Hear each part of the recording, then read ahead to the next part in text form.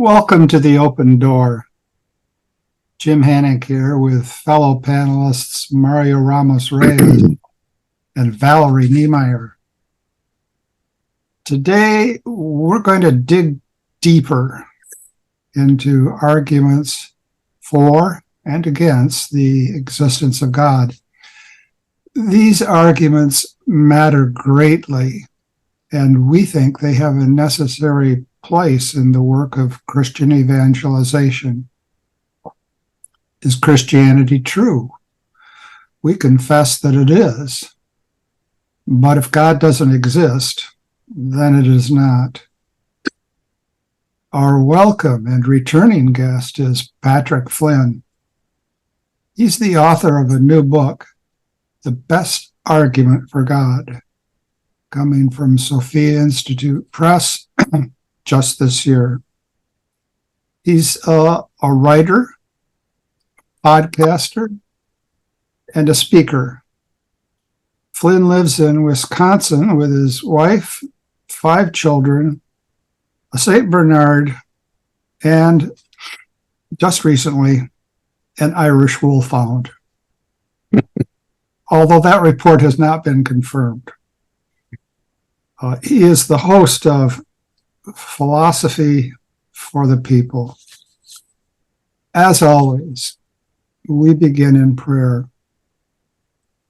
Come, Holy Spirit, fill the hearts of your faithful and enkindle in them the fire of your love. Send forth your Spirit, and they shall be created, and you shall renew the face of the earth. O God, who have taught the hearts of the faithful by the light of the Holy Spirit, grant that in the same Spirit we may be truly wise and ever rejoice in his consolation. Through Christ our Lord. Amen. Amen. Patrick, we've discussed last episode the problem of evil.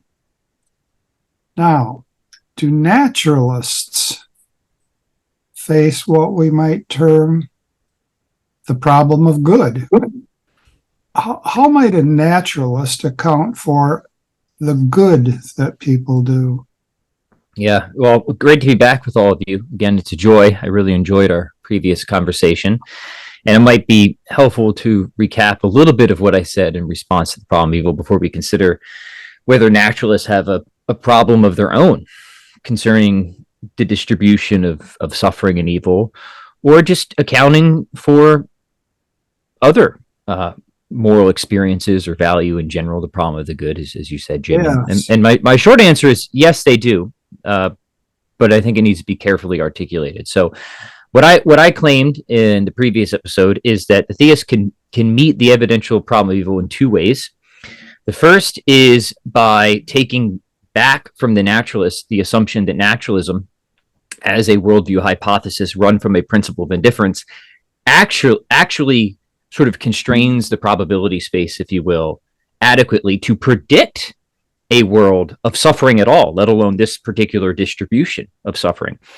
And my quite provocative but substantial claim is that it does not do so, not at all. And the primary reason is that once you peer under the hood of naturalism and you get into naturalistic philosophies of mind, how naturalists think about the relationship between the mental and the physical, or the physical realm and the qualitative dimension, the what it is likeness, the feelings aspect, right, of experience, they do not have a good explanation for that realm at all. For the naturalists, they're committed to what's called source physicalism, right, that it's really the sort of underlying physical states that are doing all the functional work that are ultimately selected for by evolutionary processes, and that the mental realm is really what naturalists very often call an epiphenomena. It's something that is itself caused, but causes nothing. It's sort of a residual or foam that sort of floats atop the undercurrent of physics, if you will. Right? Once you recognize this problem, you realize that the feelings aspect, including pain, has no functional role in and of itself to play. And then you're just left with the huge mystery of why it's there at all to begin with, let alone why it's distributed in the ways that it seems to be distributed, and why it seems to harmonize with so many situations or states that seem extremely befitting. Painful situations tend to involve us avoiding harm and stuff like that. That's a remarkable harmony once you understand the sort of mystery that's going on in naturalistic philosophies of mind. So there's a lot of detail to this argument, but fundamentally that's the issue, is that once you take a good hard look at naturalism, you realize it really doesn't have a good explanation for the distribution of suffering in this world at all. In fact, I don't think it has a good explanation for the qualitative dimension, period. But related to the problem of evil, it's that suffering aspect that we're thinking about. So that's one response that theists can and should make. Take it back from the naturalists. Don't concede that they actually have a good explanation for suffering. They don't.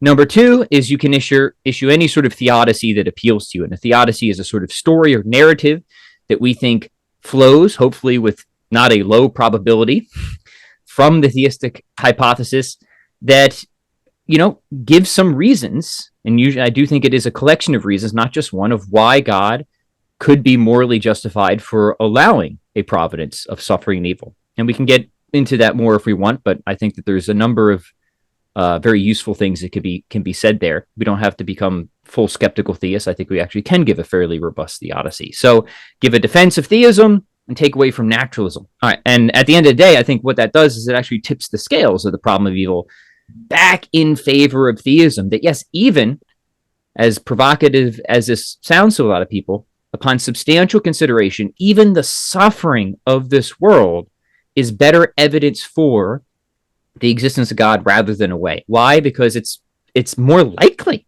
to occur if God exists than if God does not exist. So it all comes back to that likelihood comparison, or that ratio between the worldviews, if that makes sense. Now, your question was concerning the problem of the good. How do naturalists make sense of, I guess, goodness in general? Not just good actions, not just saints and stuff like that. I think they certainly struggle with those sort of supererogatory acts that we see. It's hard to give an evolutionary story for great saints like, Mother Teresa and stuff like that. Usually they'll just say it's an evolutionary spandrel, something sort of went haywire or something like that. There's a lot of just so stories that can always be told, right? I don't think they're very good. But putting that aside, I think it's important to realize that the most consistent naturalists, I would argue, are moral anti-realists. They're nihilists. What they claim the moral dimension is really something down on all fours with preferences, opinions, and sentiment, right? That it's not that our moral intuitions or moral judgments aren't sort of tracking or mapping onto anything objective in the sense that it's sort of preference or stance or attitude independent, right? When we make a moral statement, we're really just sort of expressing a sentiment, an opinion, much like we would if we were talking about preferences and flavors of yogurt or something like that. This is the moral anti-realist position. And I think that is the consistent position from a naturalistic perspective. If you're a naturalist and you're committed to things just sort of being explained all the way through some combination of atomic and evolutionary theory, I think the best and most obvious explanation for moral beliefs and attitudes is that they are just programmed beliefs from blind evolutionary forces that help us to procreate and avoid bears. And they're nothing more than that. To make them anything more than that from a naturalistic standpoint would invite a whole lot of extra contrivances and complications into the worldview, which is fine, I think, because then it's clear that naturalism is becoming increasingly ad hoc. It's becoming more like a grand metaphysical conspiracy theory, and it's becoming increasingly less believable. This relates to considerations in my book concerning the simplicity of a theory. So I think if naturalists are going to try and keep their theory simple, which they should want to do if they're trying to compete with theism in worldview comparison, they shouldn't try and contrive their theory or add a whole bunch of adjunct hypotheses to try and secure an objective morality. And for people who are unfamiliar with some of these terms, when we say that morality is objective, we mean that it's stance or attitude independent, that I can be wrong in my moral beliefs, right? There's something that grounds moral facts, and I can be right or wrong about them, right? And I can be really not just responsible, but morally culpable for the actions and decisions that I make. That's the common sense view of morality, right? So I think naturalism faces a fundamental problem on this front. They can either go in the anti-realist or nihilistic direction, which I think is the consistent position with naturalism. But then I think its very statement is its own refutation. I mean, clearly, morality is not on all fours with judgments about flavors of yogurt. Right? Nobody thinks that way. Nobody talks that way. When we condemn horrifically evil acts, things that are very difficult to contemplate, but not difficult to discover, unfortunately, we're not just talking about preferences and opinions. We think that some things are really right, some things are really wrong, some things are really good, some things are really bad. And we can talk about the different theories that help ground that. I think that there's quite good ones within the theistic worldview. And that's what you need. You need a theory to be able to ground that. So as soon as the naturalist gives that up, I think that they've lost a feature of the world that needs explanation, not elimination. And then to me, you're losing the worldview debate. Or they can contrive their hypothesis, bring in some adjunct hypotheses to try and hold on to an objective moral reality or realm or what have you. But in doing so, their theory is just going to become internally very unlikely. I would like to liken it to a sort of grand metaphysical conspiracy theory. If you've ever seen naturalists try and propose accounts for securing objective morality, they are quite magical and very complicated. But I should acknowledge they are out there. This is something that naturalists do not want to give up, and I would say for good reason. But my proposal is, if you don't want to give up the moral landscape, you should just give up naturalism and go to theism, because it fits really well within that worldview, where it's clearly something that, from a naturalistic starting point, does not fit within a sort of reductionistic, materialistic perspective. Sorry, that was a very long-winded answer, but I hope I somewhat... Well, let me give you one quick follow-up, and then I'll turn things over to Mario. You're writing an obituary. Yeah, it's an obituary for a well-known, distinguished, and some would say dedicated naturalist. Some would even say he or she is a selfless naturalist. Can you, as a naturalist writing the obituary for this outstanding naturalist, put forward any moral judgments about the dearly departed? Can they? Yes, they can. Will they be meaningful in the sense that we would like to think that they can be from within a naturalistic perspective? My answer is no. I think many naturalists live with a frequent, performance contradiction in the worldview. Many of them are, in their quiet philosophical moments, nihilists, right? But then they go on social media and Twitter and start making all sorts of moral condemnations about things, right? So that, what they say or how they claim they think in their, in their academic moments is often significantly in tension with how they live their lives. Now, granted, a contradiction in performance is not necessarily a contradiction in logic, but I think it's telling to a very particular degree that something's gone a little bit, haywire here with this line of thought. Perhaps the obituary should simply mention the memorial service. Or just, I like this person. You can say that as an naturalist, right? All right, Mario. Well, it's been a long explanation. I don't know where to start, but when you say, well, here you have this worldview, which is probably is hegemonic in our contemporary world, and we have theism. It seems that, correct me if I'm wrong, that everything begins with what classics call gnoseology or epistemology. I like the term gnoseology. How do we know things? And that in itself relate to metaphysics, how we confront reality. So when you have this world and you have the other world, the theistic world, then you have two worldviews which seems to be incompatible, incommensurable. So no matter how good your argument is, you're not going to persuade any naturalist. You may say, hey, yeah, it's weak, your argument here and there about suffering. They don't care. They will continue to live, and they will continue to have this contradiction because we human beings are very complex creatures. Right.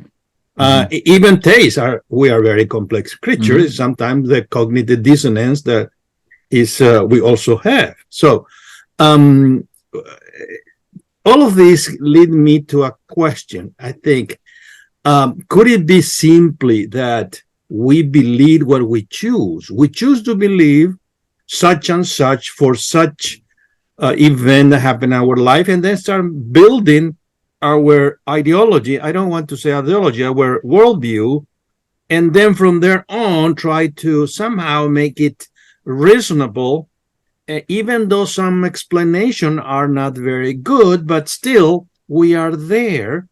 There is no dialogue between us. I mean, between naturalists and, I don't know how to call it, theists or supernaturalists.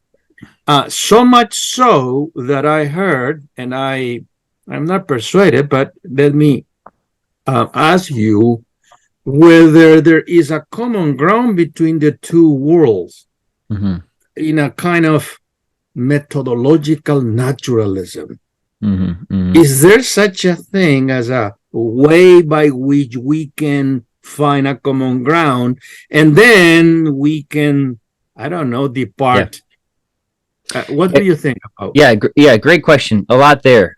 So let's talk about maybe the role of arguments first, because I think you make an excellent point. Arguments are often useful just to show people further implications of positions that they already hold, right? Now this can do a couple of things, assuming that your argument is a good one, right?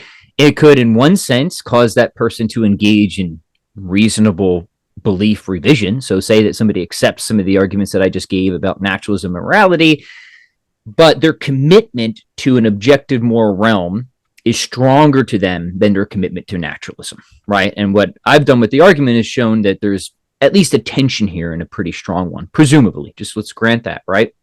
I think that's one of the other roles of arguments is to expose a tension, and tension comes in various degrees. The strongest form of tension is if you can draw out an explicit contradiction. That's rare. It's hard to do that, right? But we can show more stronger or less degrees of tension given various commitments through argumentation, right? So in one situation, if somebody is really committed to an objective, morality, but their commitment is a little bit weaker to their sort of metaphysical foundation, if you will, that might encourage them. That might encourage them to revise their starting point, right? On the other hand, and this is probably more to your point, if somebody is already committed, come hell or high water, to a wider framework, they can just bite the bullet and ride out those implications, right? And whether or not we think that's ultimately consistent or livable is another discussion. But they can always do that. They can always just say, yeah, I think that naturalism does entail nihilism, so I guess I'm a nihilist now, right? So in that sense, few, if any, philosophical arguments are absolutely compelling, right? I think that the goal of the philosopher, if we're trying to be persuasive, is to do what you mentioned, Mario, is to try and find points of common ground, or at least commitments that seem dear to somebody. And if we're trying to persuade them in a certain direction, use arguments to draw implications that sort of surround those commitments, right? Okay, morality is clearly very important to you. You are committed to objective morality. Let me give you some arguments of why that's in strong tension with these other things that you believe, and give you some, hopefully some motivation to revise those beliefs. And in a sense, I think philosophy, very much like my book, is best done through a cumulative effort around cumulative commitments. So to answer your question, it's going to depend on, on the individual, really, and what their commitments are. I think most of the time we can find at least one or two shared commitments, whether it's to morality or the fruitfulness of science or something like that, where the theists can begin to venture different arguments to posit various tensions between what a naturalist holds dear in their wider metaphysical perspective. But at the end of the day, I totally concede your point. If people, for whatever reason, are already committed very strongly to an atheistic paradigm, they could be fully willing to just ride out any and all implications. So philosophy's strong, it's powerful, but it's limited. You can't like armbar somebody right into changing their mind. Right. Mm-hmm. Anscombe says philosophy does not use thumb screws. Yeah, that's right. Yeah, totally. Mm-hmm. One quick point. I think it's very relevant. I think I was reading this week a few articles.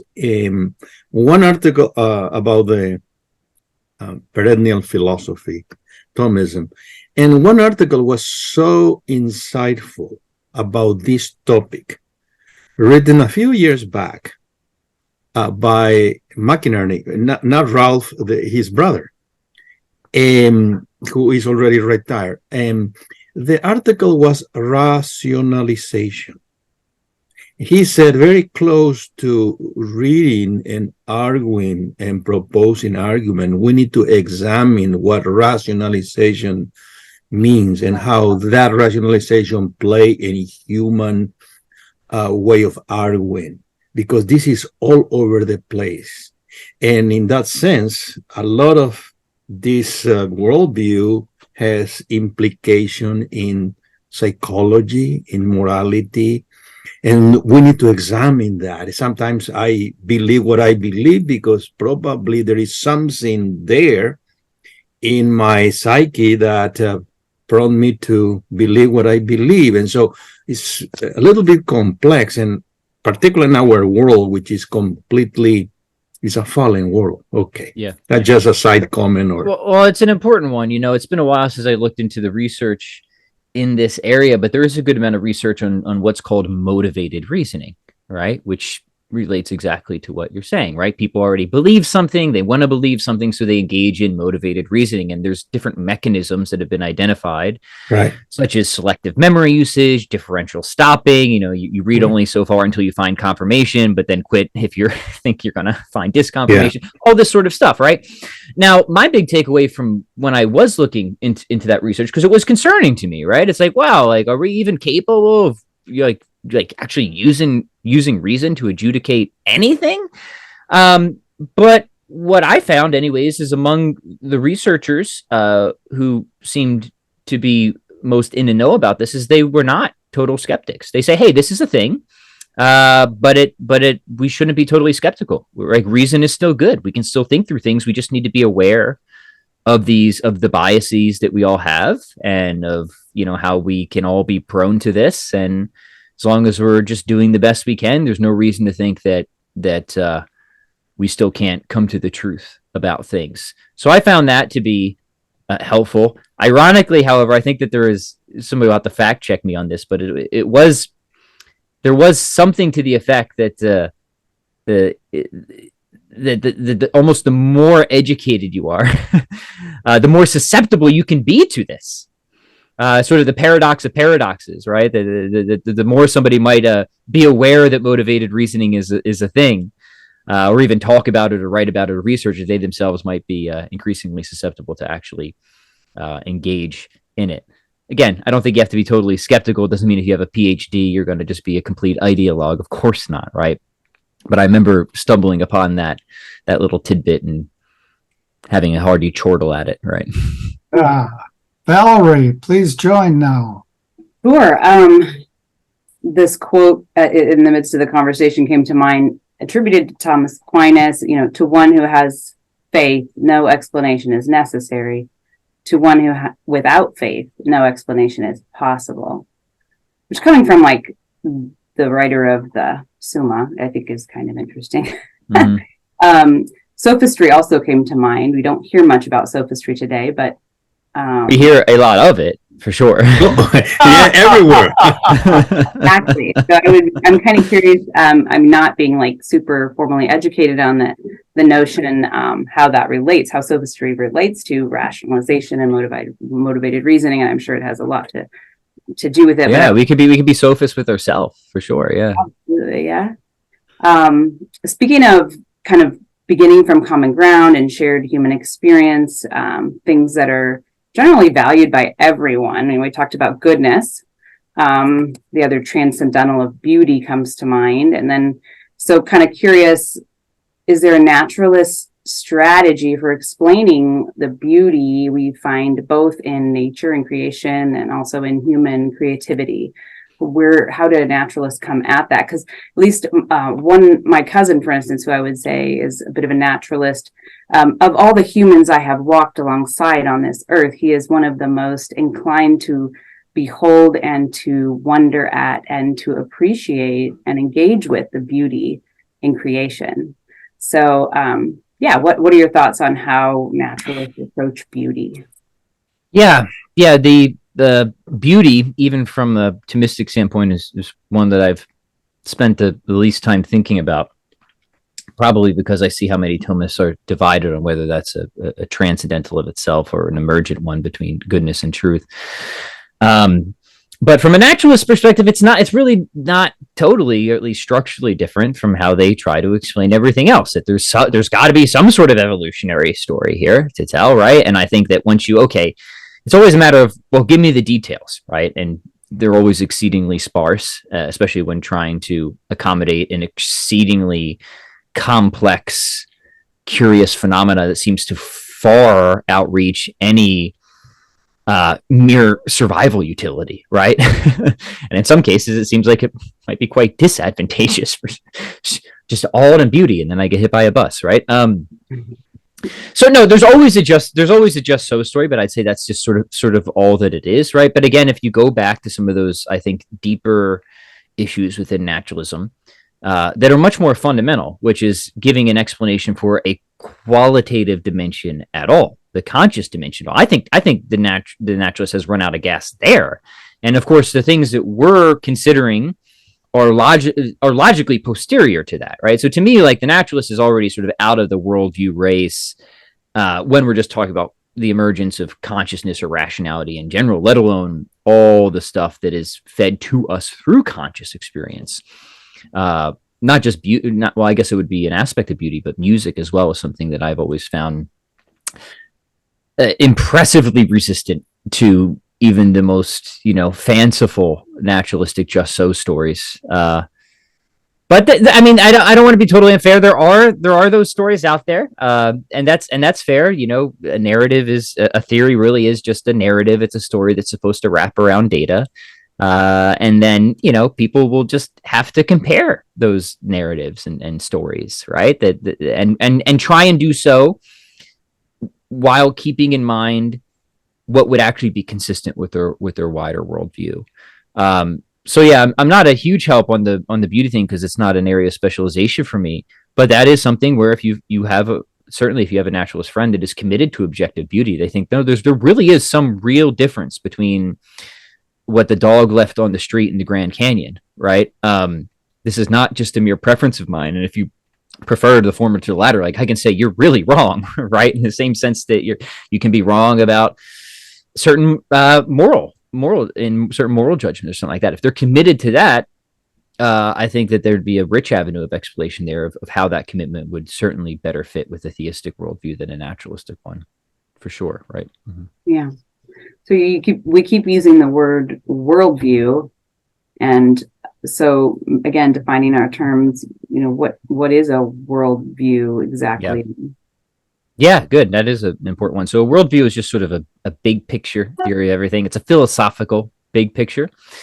And a worldview is sort of an examination of what is, at least when I talk about worldview comparison in my book, we're talking about what is your sort of fundamental theory of everything, right? And not just physics, obviously not. It's expanded beyond that, but from the grandest possible scheme, the philosophical perspective. So just to give the two representative examples, the classical theistic worldview is that the root of reality is a principle of pure perfection, a being that is qualitatively unrestricted, absolutely simple, eternal, omnipotent, omniscient, pure goodness itself, whose essence just is its existence, God, right?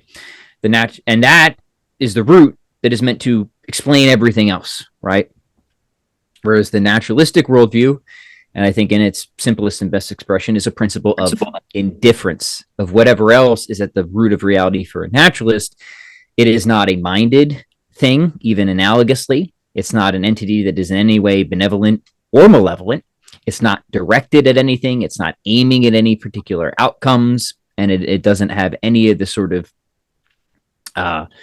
supreme great making properties that the classical theist would be committed to. And I think it is also important that even for my book, I assume the useful falsehood that these worldviews form a neat partition. They don't. There's other options out there. I think that they're the most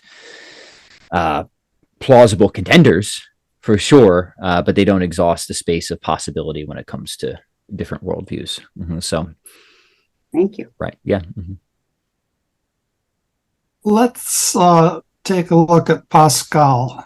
Recently, Pope Francis did. I haven't seen much discussion of his letter, and I did note that in his letter, he doesn't make any reference to Pascal's wager. I wonder, there is a link here with worldview talk. Somebody might say, gosh, now I know there are these two worldviews. Which one should I bet on? Yeah, good. Okay, so people who aren't familiar with Pascalian wagering, the idea is something like this, right? That it in simplified cartoon form, and then I'll give what I think is the better way of thinking about it. That, hey, because Christianity specifically offers so many upsides and so few downsides compared to atheism, you should just go with that, right? Okay, so that's the cartoon version, but here's how I think it should be better presented, because that version's open to a lot of different objections, and some of them I think are pretty good. So here's where I think Pascal's wager comes in. It comes in only at a certain point and only under certain considerations and qualifications, right? So the idea is you've been working hard. You've been trying to get your worldview straight. You've been thinking about it, and the arguments have brought you to this particular place. You think that it's a 50% chance that Christianity is true, and it's a 50% chance that atheism is true. You've kind of ruled out all the other ones. So you've done the best work you can. You've really tried to adjudicate it, and this is where you are. 50-50 Christianity or atheism. What Pascal's wager then does is it comes in largely from practical considerations and says this. Well, look, if you decide to at least pursue a life of religious seeking, you stand to gain a whole lot and seem to have pretty much nothing to lose. You stand to form a deeper, intimate friendship with God, which of course will facilitate enormous goods, not just in your life now, but in the life to come. If the Christian worldview is true, then this is a sort of life that promotes overall flourishing, excellence, happiness in general. But here's the other cool thing. Since Pascal's time, we also have a lot of, I think, pretty decent sociological research that show that people who live a sort of religious and spiritual mode of life are overall better in this world, not even considering the next one, right? Lower levels of anxiety, of depression, of substance abuse, all the things that we think are kind of negative, right, for obvious reasons, tend to have less instances among people who live a religious and spiritual life. And I don't think it's just a matter of I think the causal directionality of this is in favor of Pascal, not against. It's not that just happier people tend to go and be religious. It's actually becoming religious and spiritual actually does tend to make you happier as well. So it seems like a whole lot of upsides, right? But if you're wrong and you die, then you'll never know. So you don't really lose out on much, right?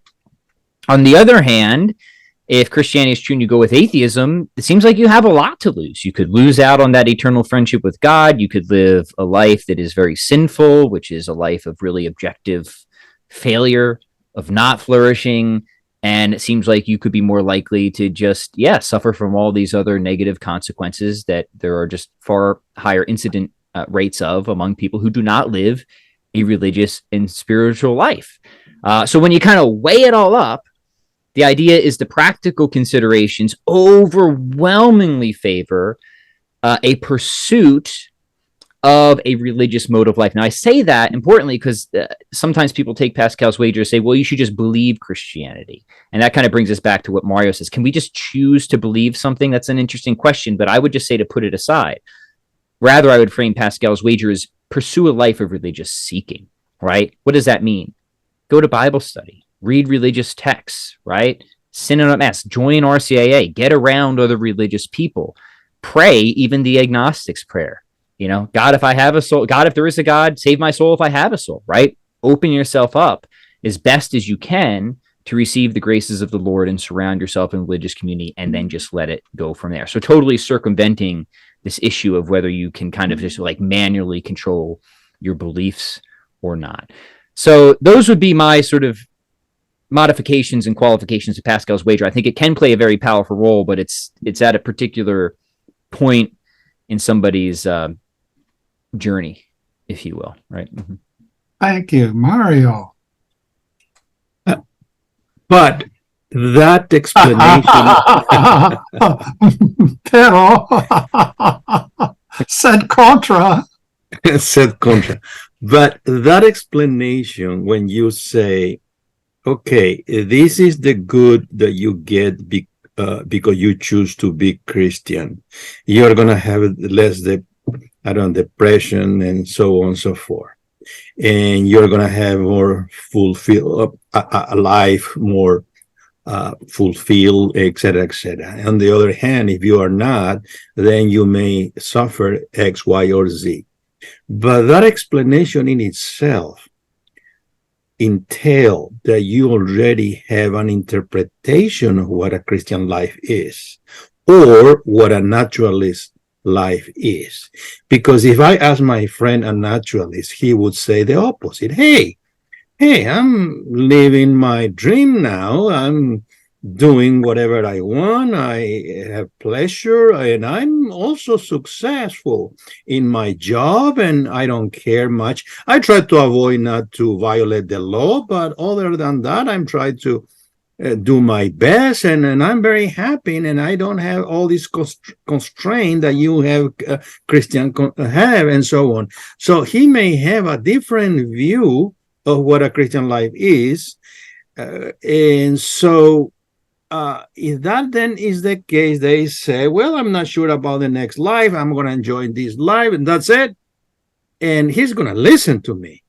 And so it seems to me when you are proposing that I'm going to choose the Christian life because here is everything that is good, and even the consequences in my psychology, my well-being, and so on. But it's not always the case.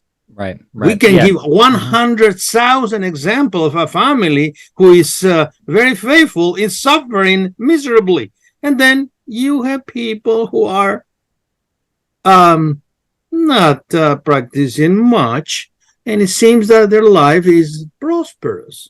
Yeah. Okay. Yeah. So I'd want to say a few things about that. One is always that exceptions don't prove the rule, right? And that we actually do have good empirical evidence that if you live a certain life, you will have a state of life generally that most people would agree on is the state of life they would prefer to live, right? Less instances of mental health issues, heart disease, even, right? Just one point. Yeah. To relate Christian life to mental health, I don't think it's appropriate, because you can have neurotic saints. You can have people who are very good, holy, and they are depressed. Yes. People who has been practicing and commit suicide. So that is a very delicate issue. It is. Now let me qualify. You know what I'm saying. Pascal's wager is practical considerations for most people. I am not saying that the Christian hierarchy of values is the good life is marked by an absence of anxiety. If it is, then I don't meet it, right? The Christian life is marked by one thing and one thing only. Your objective flourishing is, do you get to heaven or do you not, right? The Christian worldview on the whole hierarchy, if you will, is actually pretty black and white, right? You either succeed in life or you don't by whether or not you find friendship and union with God. That's it, right? But there are other considerations concerning human flourishing and human flourishing that are certainly relevant, that most people still think are obvious and worth having as much as insofar as it does not interfere with, for the Christian, that ultimate good, which is us. And we know that God allows a lot of suffering. This goes back to the problem of evil, because it might be the best or only available means to make sure that we avoid the worst possible outcome, which is hell, and subsequently get the best possible outcome, right? And that's one of the justifications for the problem of evil, is that God will give us that thorn in the side if it is the best or only available means to help us avoid really the worst possible thing, right? Which is that eternal separation from God. So there's no disagreement there. This is really a Pascal's wager. And this is one of the reasons I don't even use it in my book. Like, this isn't even in my book at all. I don't Just like the Pope. I don't find it the most persuasive, but you wanted me to give like the best version of it that I could. I'm trying to do that right now. It's what is going to be generally persuasive to somebody. And look, I was in this position, right? I was somebody who was a naturalist for many years. And let me tell you, if you would have asked me on the face, are you living the best possible life? I had the Porsche at 26. I was running my own business quite successfully, had a number of books published, but I was really empty, right? So I was a materialist from two perspectives. From the perspective of, I thought that like materialism as a worldview was true. And I thought that if I just got more material stuff, I would be happy, right? So appearances aren't everything, right? And if you would have presented Pascal's wager, yeah, maybe I would have gave you some lip service about I'm enjoying my best life. I wasn't, believe me, because look where I am now, right? My family itself is riddled with mental health, especially anxiety. So I'm acutely aware to that. But I would also argue that suffering and mental health issues are not incompatible with joy. Certainly not for the Christian at all, right? Becoming Catholic and Christian has not alleviated my issues, but it's given me a perspective and state of being where it is somehow in a mysterious but profound way compatible with a much deeper inner tranquility and joy, despite the persistence of those sufferings, and seeing the greater, I think, true meaning and blessing that those proverbial thorns in the side have actually given me. So, Mario, your point is actually a very good one. So it's just a matter of contextualizing, like, who are we giving Pascal's wager to? Are we just giving it to that naturalist who is trying to evaluate between, you're right, incommensurable paradigms? So we got to find some common ground, right, of what's going to be appealing to people.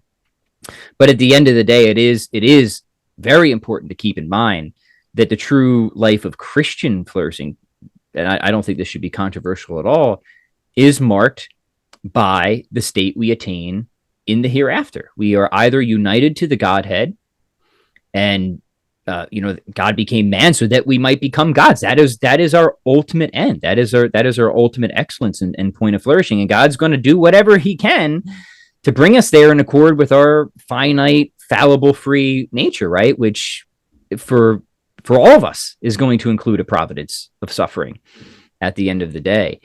Whereas what is the ultimate good for the naturalist? That sort of circles us back to, well, does that even make sense on a naturalistic paradigm? And ultimately, I don't think it does. I think it's just, well, what do they want? What do they want right now? And that's where these sort of Pascalian things could be somewhat helpful to at least disposing them or opening them up to considering the religious perspective, because most of them want right now not to feel the way that they feel right now, right? And that's about as far as I'd want to take Pascal's wager. I almost never use it in any of my own work because of these inherent complications. But I will say that even at a point in my own journey, it did kind of, even in the back of my mind, it played some sort of role for me, if that makes sense. Now, at the same time, I wasn't like 50-50. Once I started to see the full picture, I don't know exactly the weighting of the scales, but it was very significantly in favor of theism. But those things were still certainly in the back of my mind to whatever degree. So I don't use it a whole lot myself. At the same time, I don't think it's something that we should completely ignore either, if that makes sense. Mm-hmm. Now, in order to fight anxiety, I never wear a watch. Smart. So, Mario, how far are we into the program? We still have 12 minutes. All right, let's go. I have a few assorted thoughts. Thought number one, this far into the program, we have not mentioned Jacques Maritain. Now, Is that customary for this program? oh, well, No, this is dogmatic. Well, I'm quite a fan of all right, Maritain, now, so yeah. Mario, though, has mentioned metaphysics, and Jacques Maritain tells us that no one is a metaphysician who has not had an intuition of being. And this intuition is not some sort of emotional function, it's an intellectual function. Now, when we talk about intuition of being, we are then talking about an intellectual vision.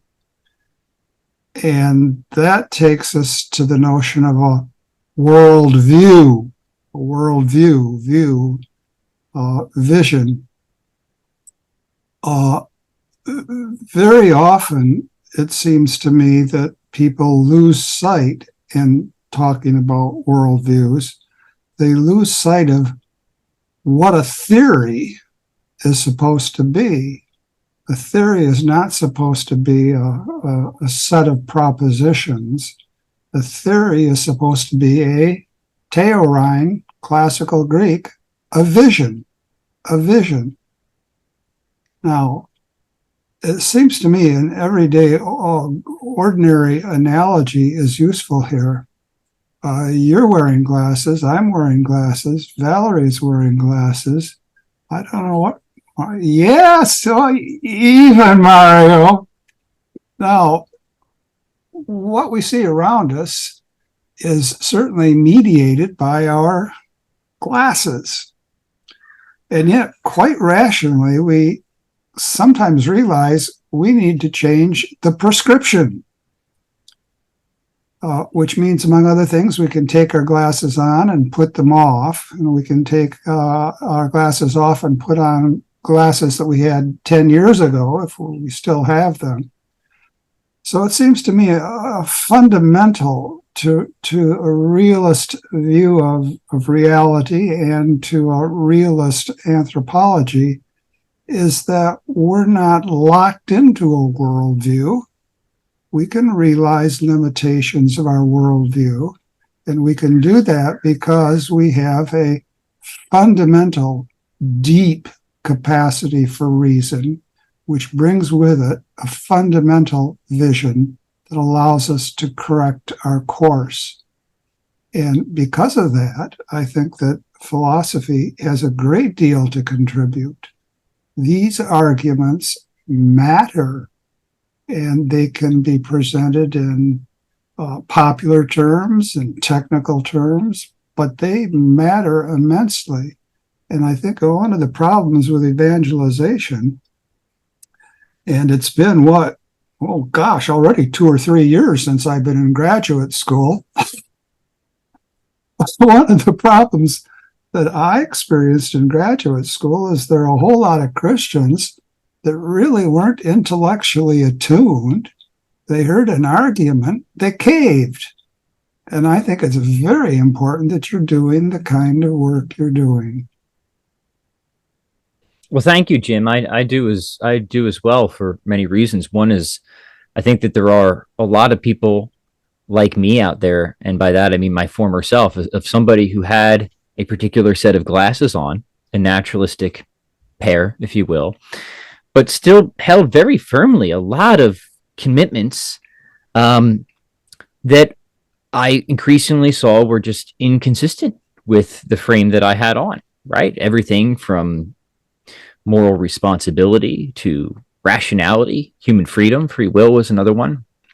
And I was in one of those positions where those commitments to me, many of them anyways, were stronger and more obvious to me than my commitment to a particular frame or pair of glasses, right? But what I had not encountered were good arguments for the theistic perspective. I was completely ignorant of them. So really what happened is it was this very gradual process where my glasses sort of broke, and then nobody walks around without any vision or frame on whatsoever.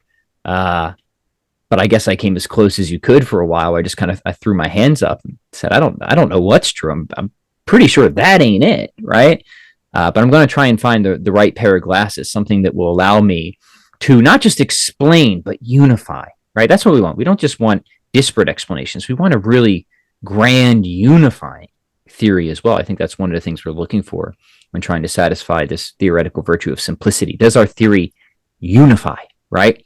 That's to me, that's actually pretty critical. And it was through certainly a number of pagan thinkers, but ultimately getting up to not just Thomas himself, but many Thomists like Maritain. I was looking around. I usually actually have degrees of knowledge in this room. It's not here right now. Oh, yeah. I mean, get that Saint Bernard out of the room. Yeah. Look, Maritain was a huge influence on me. Same with Bernard Lonergan and Father Norris Clark. I mean, these different Thomists helped me put on a new frame where I began to see, oh, we can make sense of this commitment. We can make sense of that commitment. We can make sense of that commitment, and we can bring it all down. You know, classical theism is reductionist in a sense, but in a very good sense, right? Where the kind of root of reality is infinitely greater than, anything that God creates, right? So that, like in a very basic, almost kindergartenish way, that's kind of maybe just a way to frame it in general, right? Like you're either committed to whatever this natural world is being something that is infinitely less than its ultimate cause, if you will. But if you're a naturalist, it's sort of the reverse. Like whatever is at the root of reality seems infinitely impoverished compared to what's on top, which is us, right? We're pretty amazing. We do awful things, but we're pretty amazing. And I'll tell you what, just from that perspective, I don't know, one just seems a lot easier to believe and swallow. Yeah, the weight of glory.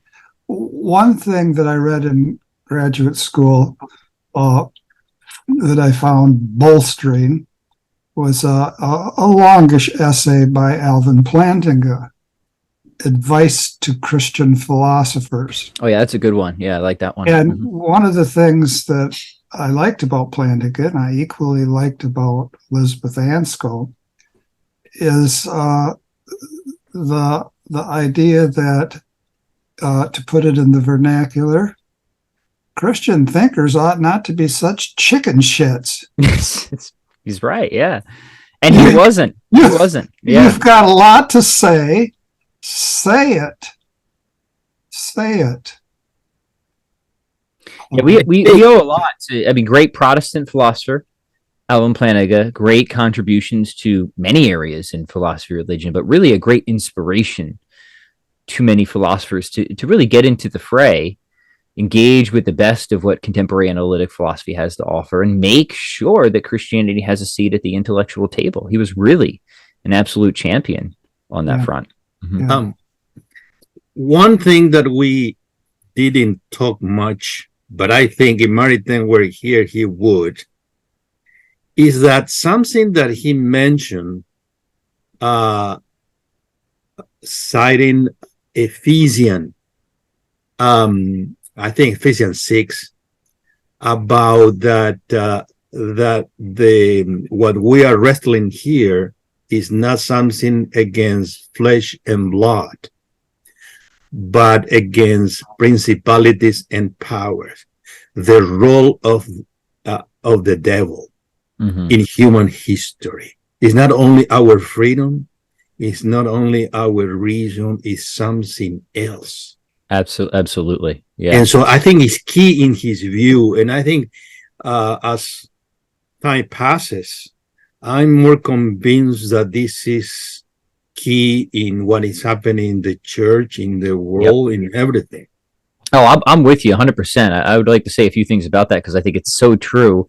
And I think Christians should not ignore or be cowardly about bringing forth what's actually in their tradition, right? As explanatory principles, right?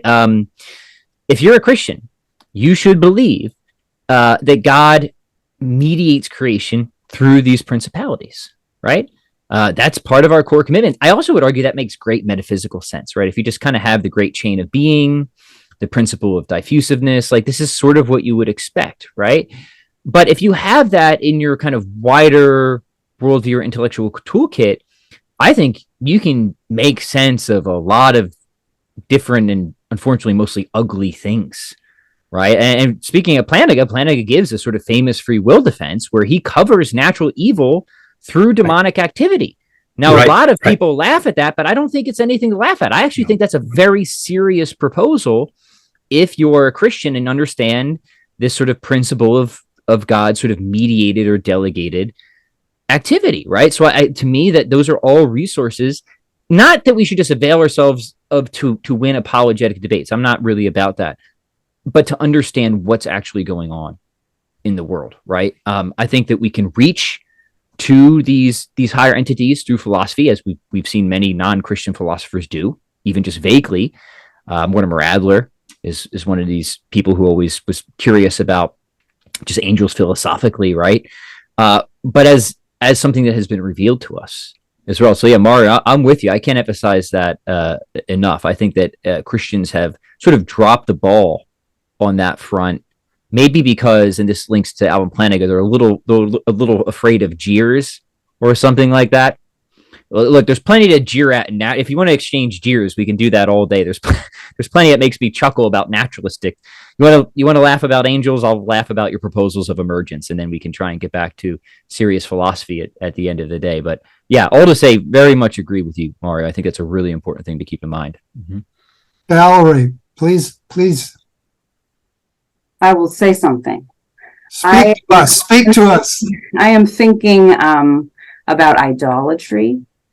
I am thinking about the way all of creation and our dimensions of our humanity are like a good that is intended to lead us to and into communion with God, to teach us about God, and how, in a sense, all is icon, right? That the Lord created this experience and this world as a means of coming into relationship with Him and knowing Him and ourselves. But then we get this out of whack, where the icons become idols, and the means become the ends, and so many goods are rejected because of the experience of this disorder, this idolatry, right? Religion, right? When people are idolatrous sinners in relation to religion, people who do not have faith reject the good of religion because of that experience, right? Of seeing this cognitive dissonance, but also this kind of the heart is repelled by that, right? So whether it's science, and one of the questions we didn't get to was scientism versus science, and whether it's science or philosophy, we are very good at, or coffee, or sex, or drugs, or so many things that we use to comfort and satisfy ourselves on a superficial level. I just want to throw that out there: idolatry and confusing the means with the ends, and challenging even us who this formulation of ideas and articulation of truth and reason is such a good endeavor. But for a lot of people walking around, they can see that as a distraction. Like, but what are you doing for, your mom who's in that nursing home? Or what are you doing for the poor on the street, right? Like, how do these intellectual endeavors, good as they are, can sometimes become, in a sense, idolatrous? Yeah. Oh, that is such an important point, Valerie. And I know we're getting a little slim on time, but I'll try to offer just a little bit something. I mean, even just to, make sure we're looking in the mirror. I mean, how important it is for Catholics to keep this in mind, to not make any particular aspect of the Catholic faith into God, right? Now, religion, of course, I think is important. I think it's essential, right? Aquinas categorized religion under the virtue of justice. It really is just a sort of linking back to relate to God in the way that God has invited us to relate to Him, right? And particularly by joining this moral community where we can receive our Lord in the Eucharist. I mean, what an incredible gift, right? But how important it is to, make sure that we're not making, like you said, idols of certain, I don't know, practices or expression. Not to say any of that is important, because they obviously are important in what they're supposed to facilitate. But if we make them the end itself, we succumb to exactly the error that you're talking about, right? So I don't know if I have anything particularly profound to offer about that, aside from just a reminder that it is such an important point, right? And that really, religion and relationship with God are obviously not incompatible. Sometimes you hear that in modern. I don't need religion. I've got a relationship with God. Well, did you ask God how He wants to have that relationship? Right? It seems like an important question, right? And of course, the Catholic is going to say that's been specified. That's been specified, and if so, right, then under that category of justice, that's exactly how we should relate to God. Why? Because He knows that is what is ultimately the best for us. But to keep that global perspective in mind, I think is absolutely essential. Perfect. Thank you. I think it's time to come to the end. I want to just preface our reading from the Gospel by reflecting that we should be praying for peace in the Middle East and peace in Ukraine. Today's Gospel is from Luke. The Lord said, "Woe to you, Pharisees! You pay tithes of mint, of rue, and of every garden herb, but you pay no attention to judgment and to love for God. These you should have done without overlooking the others. Woe to you, Pharisees! You love the seat of honor in synagogues and greetings in marketplaces. Woe to you! You are like unseen graves over which people unknowingly walk." Then one of the scholars of the law said to him in reply, "Teacher, by saying this, you are insulting us too." And he said, "Woe also to you, scholars of the law! You impose on people burdens hard to carry, but you yourselves do not lift one finger to touch them. Come, Lord Jesus, come." Amen. You. Amen. Thanks Thank to you. all. Thanks Thank to you. all. Thank you Very all very good. much.